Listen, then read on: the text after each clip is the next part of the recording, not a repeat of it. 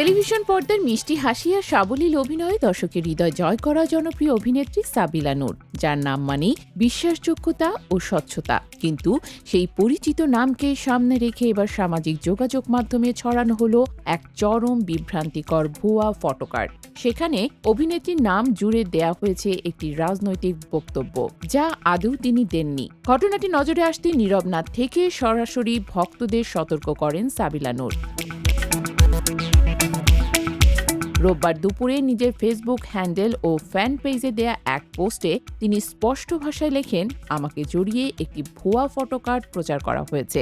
একই সঙ্গে তিনি জানান, কোনো বিষয়ে যদি কখনো তিনি নিজের বক্তব্য দেন তা কেবলমাত্র দেশের মূলধারার গণমাধ্যমের মাধ্যমেই প্রকাশিত হবে। সামাজিক যোগাযোগ মাধ্যমে ছড়ানো এ ধরনের কার্ড বা তথ্যে বিভ্রান্ত না হওয়ার আহ্বান জানান তিনি। ভুয়া ফটোকার্ডটিতে নির্বাচনের আগে সাবিলা নূরের মন্তব্য হিসেবে একটি নির্দিষ্ট রাজনৈতিক দলের নাম উল্লেখ করা হয়। বিষয়টি সামাজিক মাধ্যমে আলোচনার জন্ম দিলেও অভিনেত্রী পরিষ্কার করে দিয়েছেন, এই মন্তব্যের সঙ্গে তার কোনো সম্পর্ক নেই এবং ফটোকার্ডটি পুরোপুরি ভিত্তিহীন।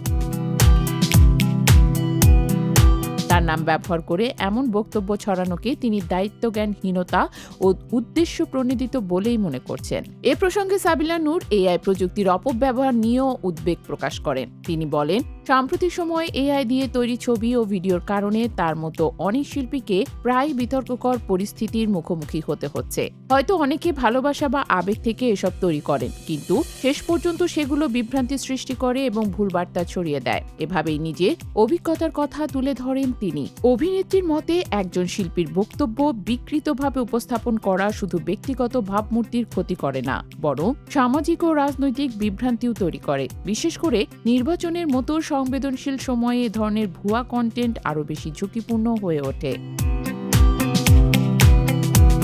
দর্শক ও ভক্তদের প্রতি আস্থা রেখে সাবিলা নূর বলেন, তার দর্শকরা সবসময় সচেতন ছিলেন। ভবিষ্যতেও তারা যাচাই ছাড়া কোনো তথ্য বিশ্বাস করবেন না বলেই তিনি আশাবাদী। একই সঙ্গে সবাইকে বিভ্রান্তিকর ছবি, ভিডিও, ফটোকার্ড থেকে দূরে থাকার অনুরোধ জানান তিনি। সবশেষে অভিনেত্রী আবারও স্পষ্ট করে দেন, গুজব নয়, সত্যই তার পরিচয়। আর সেই সত্য জানতে হলে বিশ্বাসযোগ্য ও মূলধারার গণমাধ্যমের দিকেই তাকাতে হবে।